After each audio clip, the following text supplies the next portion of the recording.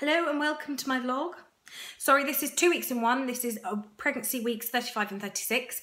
It's actually Thursday. I'm 36 plus 6, but tomorrow when I turn 37 weeks and full term, I'm having a hospital tour on the birthing suite. So I don't know if I'm going to have time to film and edit and everything, get it uploaded. And because I missed the vlog last week, I thought it was better to do it a day earlier than I normally do. And to be fair, this is my last day of being 36 weeks pregnant. So it's not like I'm breaking the rules or anything. Yeah, everything's fine. Start with that, everything's fine.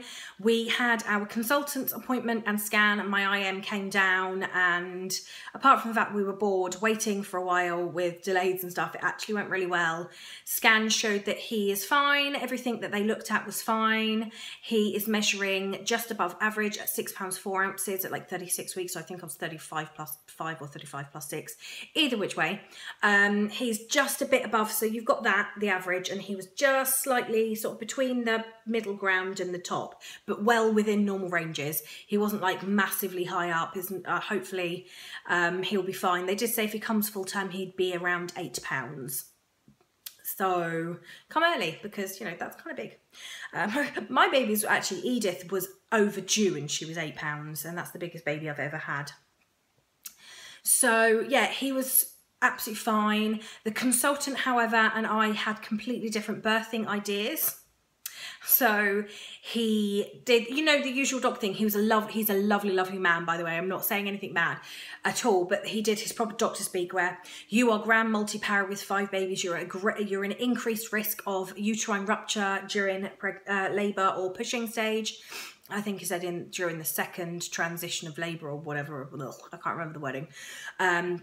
So he cannot support home birth, and he cannot support me having a birthing centre birth, and that he wants me to have a heavily managed doctor-led delivery where I'm on a bed, constantly monitored, not moving, and just, you know, having to suck up all the pain without being able to move where gravity is against me, and all that jazz.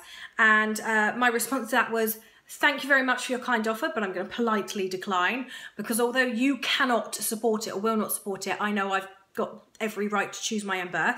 And as lovely as that sounds, I'm going to say thank you, but no thank you, and go for the midwife-led birthing centre birth. Anyway, he's like, well, obviously that is within your rights. I think he was a bit annoyed that I knew it was in my rights. I don't know. But I understand that I'm at increased risks because this is number 5. I understand that because I am fat, that does increase risks as well. I also understand that with an IVF pregnancy, it increases risks slightly. I realise that this isn't just like your bog standard giving birth to your own baby malarkey, which is why I'm not going for a home birth. I'm not going to fight for that. I straight up said, you know, I'm not going to fight. As soon as I realised I was going to get obstacles and that Darren might not be here and blah, blah, blah, I'm not that much of a pain in the arse. I'm really, truly not. However, the birthing centre is on the labour ward in the hospital. So it's not like it's a birthing centre down the road or where I would need an ambulance to transfer me. It's on the labour ward. So if there was an emergency, it's a whole 5 metres away from the delivery suite. So I don't think I'm being foolish asking for that, because they have birthing pools and I am free to roam and everything. And as I said, I've got my tour tomorrow, and I did say, obviously, if the midwives won't support me, then I don't have a choice.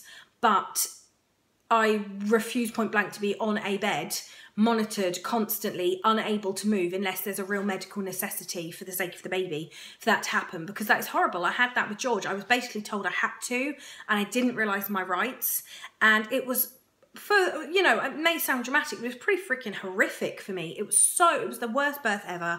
I had a really bad tear. He came out back to back with his hand up, and if they'd said to me moving, rocking on all 4s and stuff could move him, I might not have had a traumatic birth. I bled heavily after I gave birth to him. He wasn't breathing when he came out. He needed to be resuscitated. I was whizzed off to theatre. I had to like sign my life away. My husband was left with this baby being resuscitated. My mum hysterically crying on his shoulder with a massive pool of blood in the middle of the room, and his wife off to emergency surgery.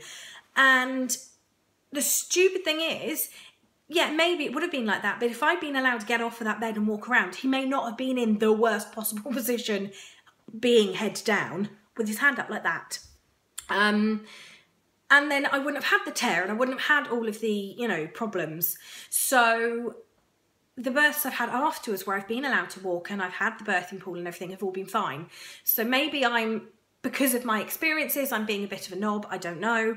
But I personally think that this is my right. And at the first sign of danger, I'm not going to argue. That's why I'm doing the hospital birthing suite, because I would never risk this baby, but at the same time I'm not going to put myself through hell because I've got a 0.7% chance of a uterine rupture, because to me 0.7% is not exactly high.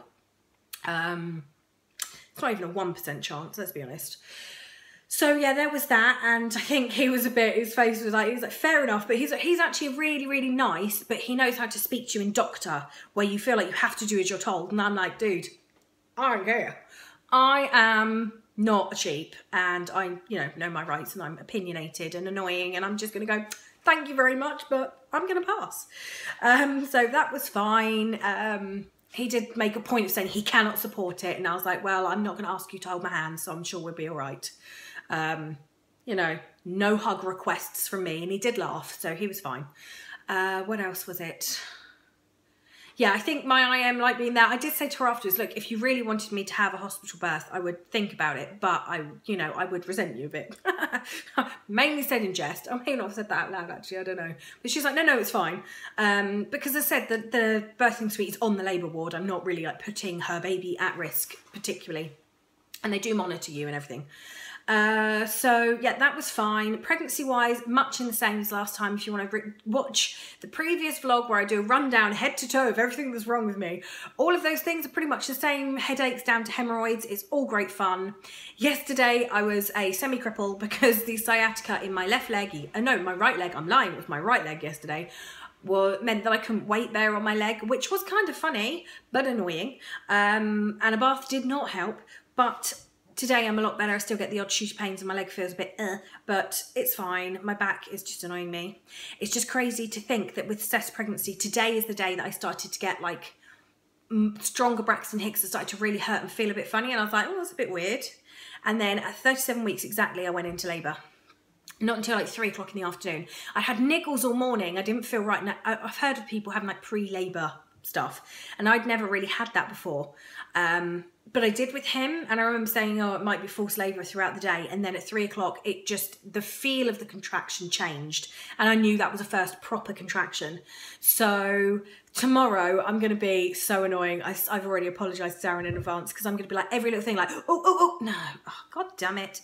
And then 37 plus 1 onwards, I apologise to everyone because I'm going to be a demon, because that's, in my head, I've gone over the last pregnancy, which is just going to make every single day more fun. And I swear this kid is not coming out until the 22nd of November. I honestly think he's going to go fully overdue, because the pregnancy's been so fun so far that it would just sort of follow the pattern. So yeah, I apologise, because my next pregnancy vlog, like 37 weeks, probably won't be as jolly. You're going to love it. Maybe I'll go goth and have black lipstick and stuff. That could be cool, right? No? Anyway, I'm going to get off. I'll stick some bump pictures at the end. I have got another bare bump one to just make you inwardly heave, because you know you like naked skin. And yeah, any questions, requests or anything, comment below.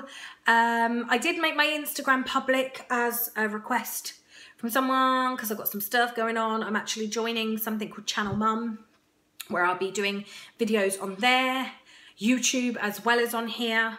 They're allowing me to keep this channel, but most of my content will go onto Channel Mum, and I'll just keep this channel sort of alive. I don't know what I'm going to do with that exactly. I haven't decided yet. And I'm having a Braxton Hicks. And yeah, I'm going to stick pictures at the end, and I will speak to you all soon. Have a wonderful, wonderful weekend, and take care. Yeah. I don't know. Bye.